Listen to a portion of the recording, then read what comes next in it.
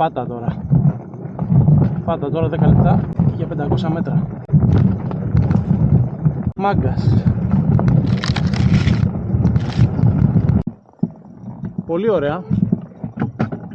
Και τώρα μόνος μου, έτσι, μέγιστο λάθος στις off-road διαδρομές. Και όταν λες χαλαρά, δεν ξέρω για ποιο λόγο ισχύει αυτό, συμβαίνει πάντα το αντίθετο. Και άντε να πω, εγώ τώρα δεν ήξερα. Οι άλλοι που ξέρουν, γιατί σου λένε πάμε χαλαρά και μετά χρειάζεσαι πριόνια και εξκαφέα για να περάσεις.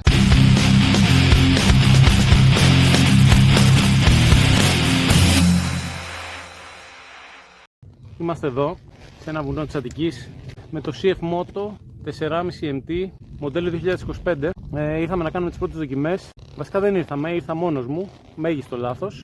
Αλλά ότι δεν κρατιόμουν. Το μηχανάκι είναι υπέροχο. Όχι μόνο από θέμα εμφάνισης, μιλάω και από θέμα δυνατοτήτων.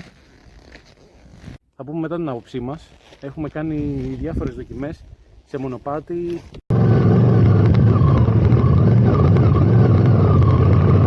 Στρωμένο δασικό. Θα τα αναλύσουμε όλα μετά. Μείνετε μαζί στο κανάλι, έχουμε πολλά να παρουσιάσουμε. Το μηχανάκι είναι εξαιρετικό. Θα σας δείξουμε tips, θα σας δείξουμε κάποιες μικρές λεπτομέρειες που πρέπει να αλλάξετε αν θέλετε να μπείτε χώμα, για να μην έχετε στο νου σας πολλές κοτούρες και να μην χτυπήσετε, πληγώσετε το μηχανάκι σε τυχόν τούμπες που εντάξει φυσιολογικό είναι να έρθουν. Και μείνετε εδώ, μείνετε στο κανάλι μας. Hellas GT. Αφού τελειώσαμε ανυπομονησία το στρώσιμο, κάνοντας αρχικά κάποια ταξίδια στην άσφαλτο δικάβαλος, φορτωμένος, και κάποιες άλλες σπορ προσανατολισμού διαδρομές θα έλεγα, όσο είναι δυνατόν φυσικά, έφτασε η ώρα να πατήσει το 4,5 MT τις 21-18 ρόδες του στο χώμα ως όφιλε και ως όφιλα. Πρώτες εντυπώσεις από τις πρώτες βόλτες στο χώμα λοιπόν. Η πρώτη εικόνα με εξέπληξε αφάνταστα θετικά, παρότι ήμουν περίπου 3,5 χρόνια εκτός του αντικειμένου, προερχόμενος από αρκετές χιλιάδες χιλιόμετρα με το Tenere 660 μου στο χώμα. Οι αναρτήσεις έχουν ένα πολύ αξιόλογο εύρος ρυθμίσεων, οι οποίες τις κάνουν πασπαρτού κυρίως στο χώμα, και το λέω αυτό όντας αναβάτης που είμαι γύρω στα 90 κιλά. Όπως βλέπουμε και στα αποσπάσματα, δεν δημιούργησαν πρόβλημα σε κανένα σημείο, παρά μόνο η ικανότητά μου μάλλον δημιούργησε πρόβλημα, ή η έλλειψη αυτή θα έλεγα, καθότι να ξεκαθαρίσω για να ξέρουμε και τι πράγμα μιλάμε στα βίντεό μου. Είμαι ένας μέτριος χωμάτινος αναβάτης που δίνω έμφαση στο adventure και στο εκδρομικό enduro, θα τολμούσα να πω. Η διάσχιση κάθε είδους κυριολεκτικά χωματόδρομων είναι η σπεσιαλιτέ του 4,5 MT. Δεν θα πει όχι όμως στο να ακολουθήσει ειδικές μοτοσυκλέτες σε μονοπάτια enduro και κάνει ένα αλματάκι, ναι, όπως το ακούτε, με μόνη απέτηση σωστή ρύθμιση ανάρτησης, σωστά ελαστικά και σωστό αναβάτη με σωστά χέρια και γνώσεις. Και για να μην παρεξηγηθώ, όχι αναβάτη που κάνει κόλπα με μοτοσυκλέτες 220 κιλών όπως βλέπουμε κατά κόρον στα social media, αλλά και απλοί καθημερινοί χωμάτινοι αναβάτες με λίγη πείρα παραπάνω, η οποία έρχεται με την τριβή. Τα μαμά ελαστικά είναι ο ορισμός του 50-50, και αν δεν είσαι απαιτητικός, για να μην πω αγωνιζόμενος αναβάτης, θα σε πάνε παντού και πάντα. Είναι τόσο όσο σε κάθε συνθήκη. Απλά δεν θέλουν πίεση σε βρεγμένη άσφαλτο και παχιά λάσπη, όπως όλα τα ελαστικά του είδους αυτού δηλαδή. Τα δοκίμασα σε διάφορα εδάφη, πατημένο χώμα, χαλίκι, χωματόδρομο, πέτρα, δρόμο μόνο με πέτρα και κομμάτια με ελαφριά λάσπη, και συμπεριφέρθηκαν παντού τίμια και προβλημάτιστα. Ανυπομονώ να δω τι μπορεί να κάνει με ένα επώνυμο δοκιμασμένο ελαστικό.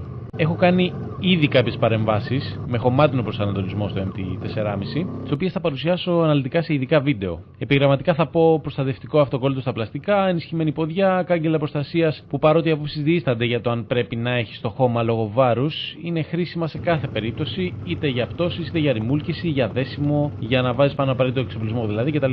Έχω βάλει custom προφίλτρο αέρα που θα σας δείξω πώς να το φτιάξετε μόνοι σας, σε ράλι απαραίτητος, ζελατίνα που καλύπτει και το μπροστινό φανάρι, όπου έχει το τερνόν μετά του ωφελήμου, αφού δεν χρειάζεται αυτά τα kits προστατευτικά με σίτες και λαμάκια, καταλάβατε. Επίσης προστασία ψαλιδιού μπροστινής ανάρτησης, ψηλό φτερό για να μην μπουκώνει τις λάσπες, προστασίες κινητήρα, καθώς και ενισχυμένες χούφτες, καθότι η μαμά θα σπάσουν ακόμα και αν πέσεις σε μαξιλάρια. Κρίνοντας εξιδίων και όχι μόνο, καλύτερα να έχεις full προστατευμένο το μηχανάκι σου σε περίπτωση τούμπας με ζημιές ακινητοποίησης, από το να χρειαστεί να αφήσεις το μηχανάκι 200 χιλιόμετρα από το σπίτι σου και να θες ελικόπτερο μετά ή μπουλντόζα για να πας να το βγάλεις την άλλη μέρα.